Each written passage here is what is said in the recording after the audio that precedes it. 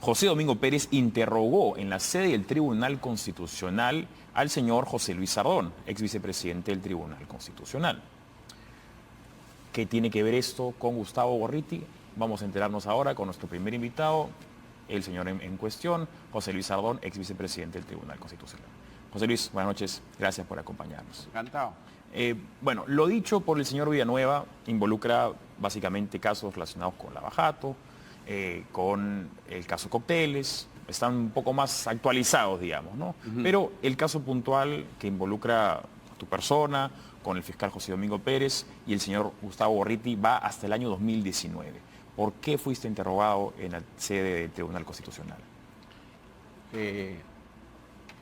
Él me citó porque supuestamente estaba haciendo su investigación sobre el tema de Odebrecht, ¿no? En la citación, él no señalaba la pertinencia de mi declaración, es decir, no señalaba por qué tenía yo que hacer ahí. Sin embargo, en el ánimo de colaborar con su trabajo, yo accedí, ¿no? Pero 2 días antes de que él me citara, ¿no? 2 días antes yo había recibido una llamada del IDL, ¿no? Fue un ¿De alguien día... en particular, recuerdas? Romina Mela. Justamente la señorita que ha sido mencionada también. Sí. Yo tomé nota de ella, ¿no? Pero esta, me lo acuerdo muy claramente porque fue un día muy importante en la vida del Tribunal Constitucional.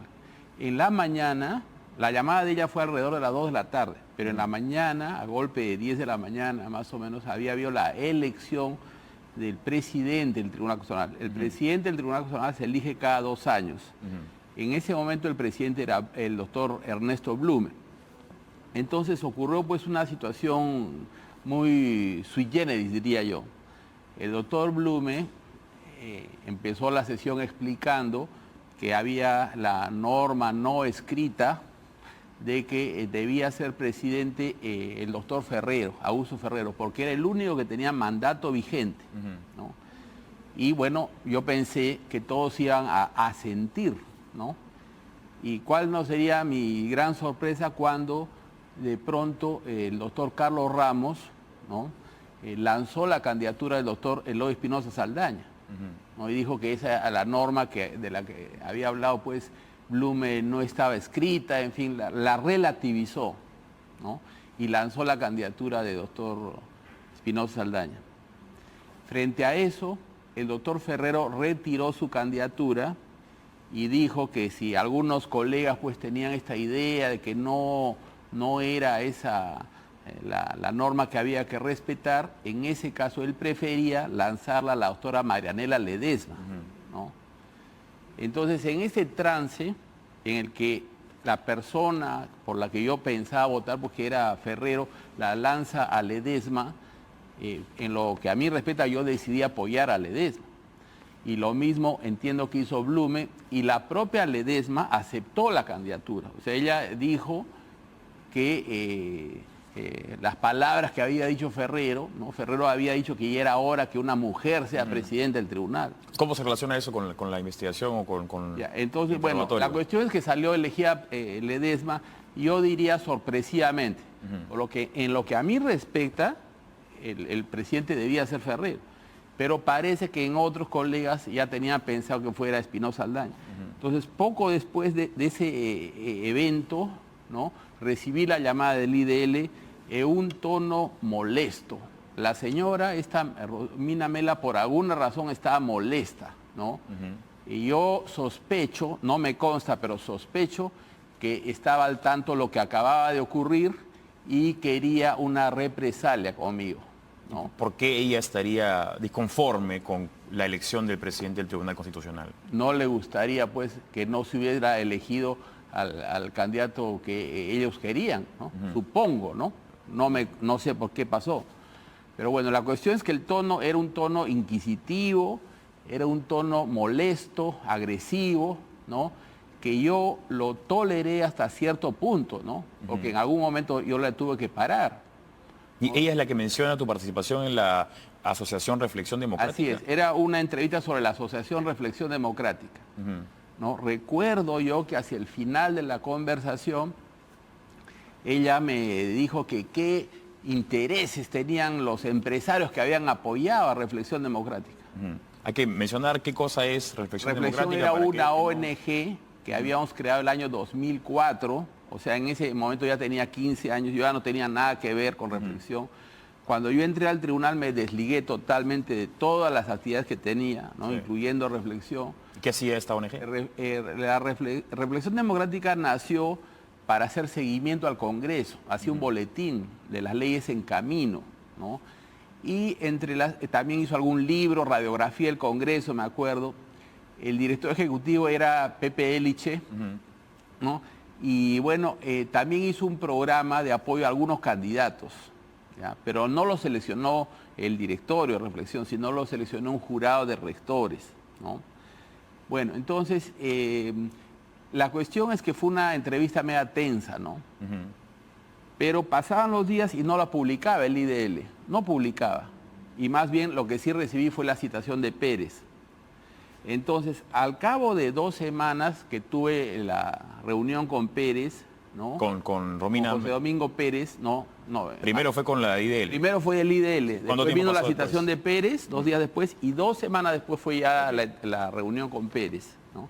Entonces, cuando tuve yo la reunión con Pérez, bueno, esa misma tarde salió publicado finalmente un artículo del IDL donde cotejaban lo que yo les había dicho a ellos. O sea, ellos están totalmente coordinados. Esa fue la impresión que yo tuve, por lo menos.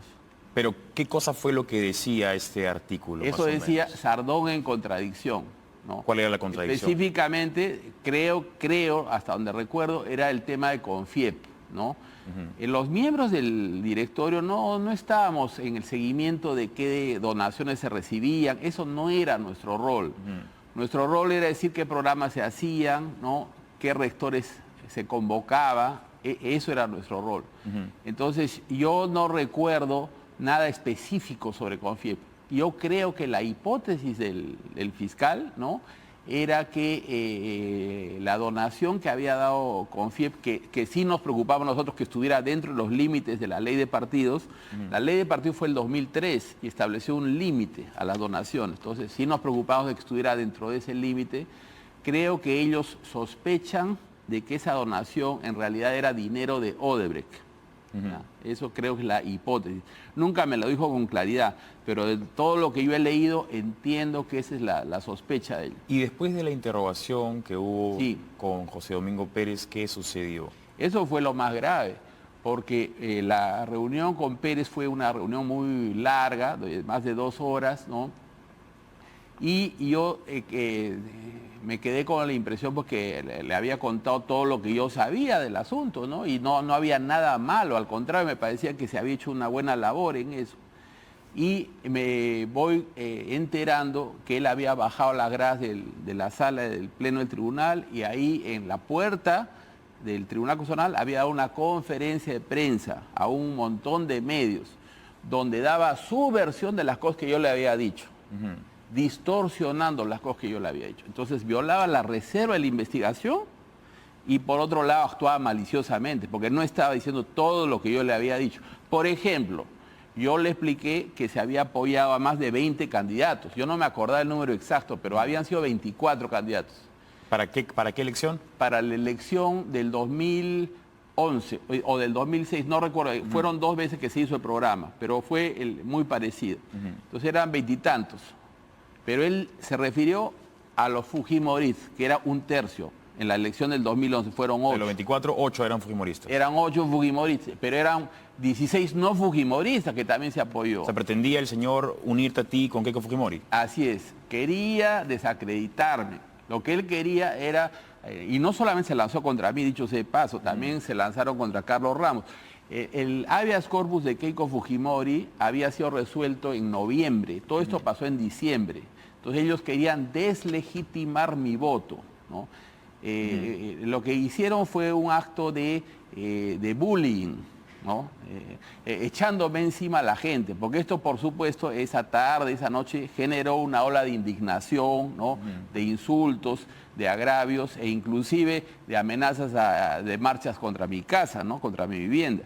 Entonces, el que provocó esto fueron estos señores, fueron el IDL y el fiscal Pérez. Carlos Ramos, que en paz descanse, fue además mi profesor en la Universidad de Derecho Romano, gran profesor, gran señor.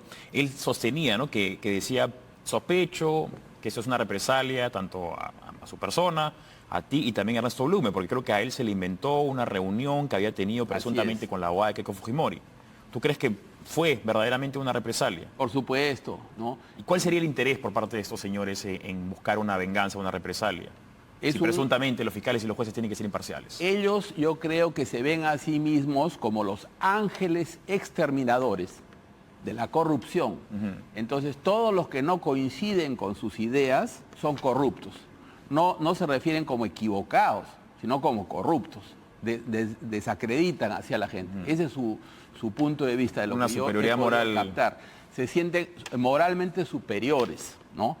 Yo, por supuesto, pienso que eso es un ardid para capturar el poder.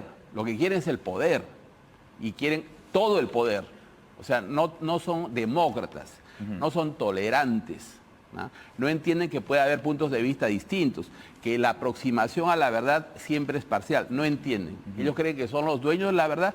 Eso además es algo que es totalmente ideológico, porque lo que están buscando es el poder. Ahora, la relación que podría haber habido con el IDL, ¿no? Una persona menos suspicaz que yo podría argumentar que tal vez IDL, como ya han salido a decir varios periodistas y lo mismo de IDL, es que los periodistas tienen fuentes, entonces tienen que estar en conversación y que puede que haya habido una comunicación acerca de la entrevista que tuvieron contigo. Eso no necesariamente los imputaría a ellos como aquellos que dirigen una investigación. La secuencia en la que se dieron los hechos, para mí, hace muy claro que había una coordinación. Y además, creo yo, que la dirección provenía del IDL. O sea, Pérez, por mi propia experiencia, creo que es una herramienta del IDL, pero que quien dirige es el IDL. Porque primero me llamó a mí el IDL y 2 días después me citó Pérez. Y la entrevista con Pérez fue 2 semanas después. ¿Ya? Pero esto partió del IDL. Entonces, para mí es muy claro que quien maneja esto es el IDL. ¿No? Y la persona que te llamó para recapitular es Romina Mela, la persona que se está diciendo que tenía un escritorio en la oficina de justamente de los equipo especial de la Bajato. Claro, yo digo, si es que ellos me hicieron una entrevista sobre reflexión, ¿por qué no la publicaron al día siguiente o al subsiguiente?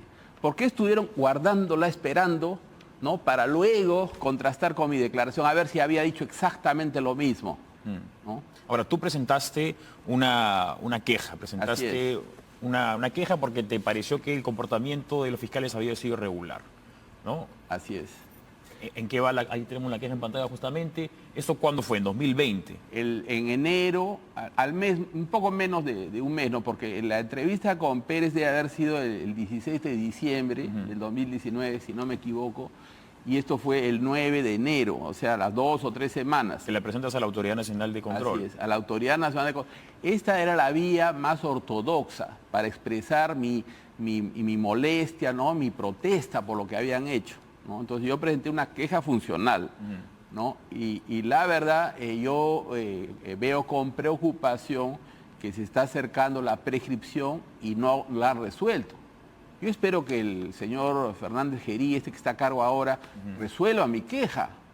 Han pasado 4 años y todavía no ha habido comunicación. Bueno, hubo la pandemia que extendió los plazos, si mal no recuerdo, más o menos 3 meses. O sea, esto puede prescribir en abril, ¿no? Pero hoy estamos acercándonos, ¿no?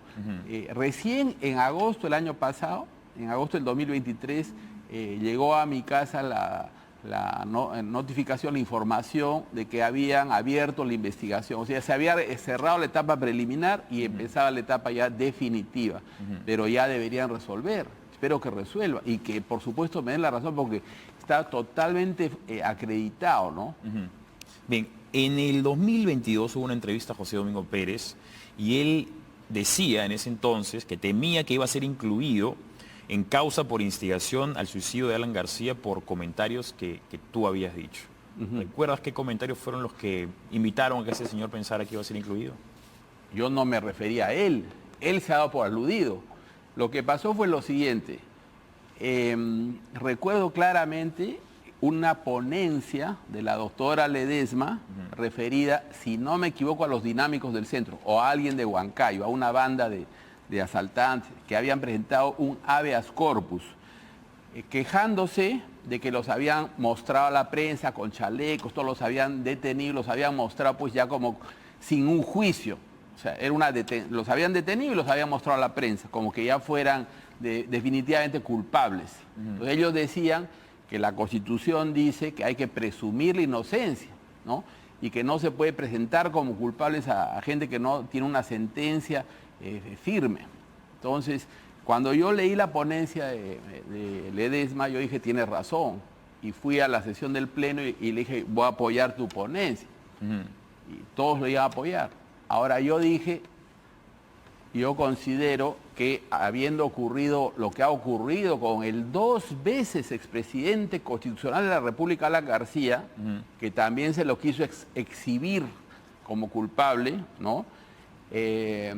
Debemos de mencionar esto con un obiter dicta. Un obiter dicta es un circunloquio, un razonamiento lateral, pero que es pertinente, ¿no?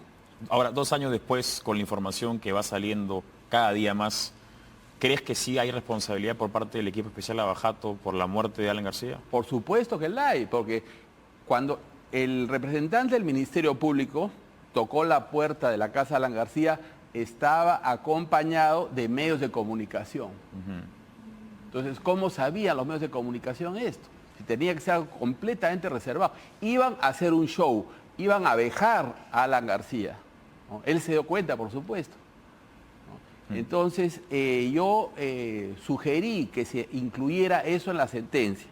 Pero claro, la ponente tiene el derecho de hacerlo o no hacerlo. Ella me dijo que ella no quería agregar eso a su ponente. Entonces le dije, yo haré un fundamento de voto, ¿no? Y hice un fundamento de voto de una página donde hacía referencia a este hecho. Que el representante del Ministerio Público tocó la puerta de la casa de Alan García acompañado de los principales medios de comunicación del país. Bien, José Luis Ardón, ex vicepresidente del Tribunal Constitucional, estuvo con nosotros. Solo para cerrar brevemente, ¿qué opinas que José Domingo Pérez haya dicho que Gustavo Gorriti es el mejor periodista del país? ¿Tiene alguna implicación? ¿Invita a llegar a una conclusión? No tengo una opinión sobre eso. Bien, muy bien. Gracias, José Luis, por